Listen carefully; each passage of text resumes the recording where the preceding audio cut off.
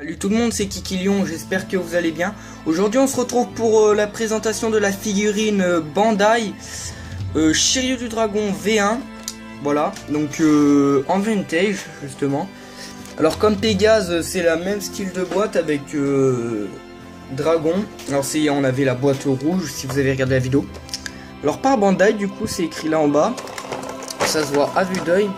Si je tourne la boîte, là on voit Shiryu du Dragon du coup, hop là avec son socle monté, lui dans les positions, voilà, dans les positions de combat. Ce que je vous propose c'est de pas s'attarder et d'ouvrir la boîte tout de suite. Alors faut que je fasse attention les gars parce que j'ai pas de blister. Voilà, j'ai pas de blister. J'ai perdu mon blister du dragon.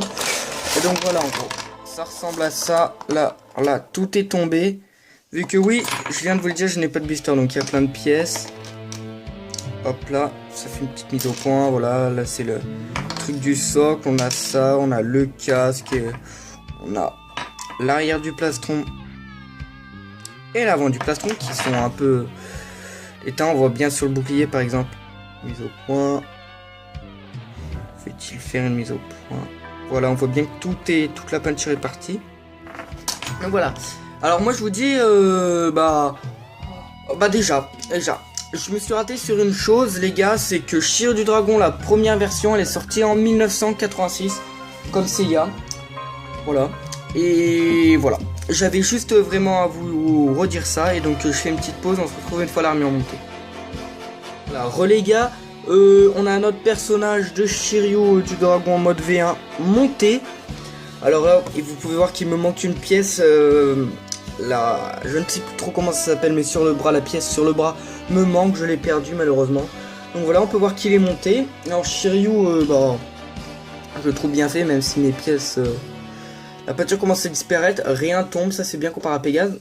Mais je trouve par contre pour les positions assez limitées, vu que là avec le plastron qui prend énormément de place et la jupe, ça nous empêche de trop faire des positions dans le sens que vous voulez. Ça c'est assez dommage, mais ça reste bien.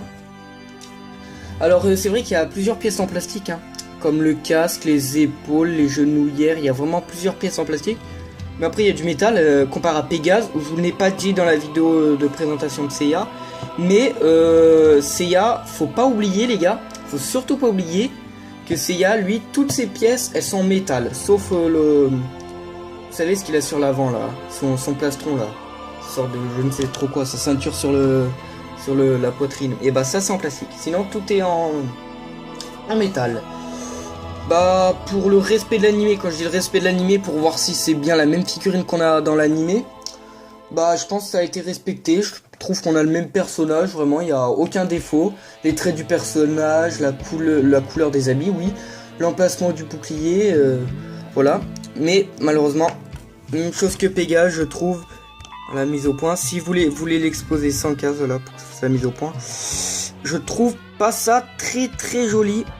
Mais, je voulais l'exposer sans case comme ça. Ça passe tout de même mieux que Pégase. Fais la mise au point, espèce de connard.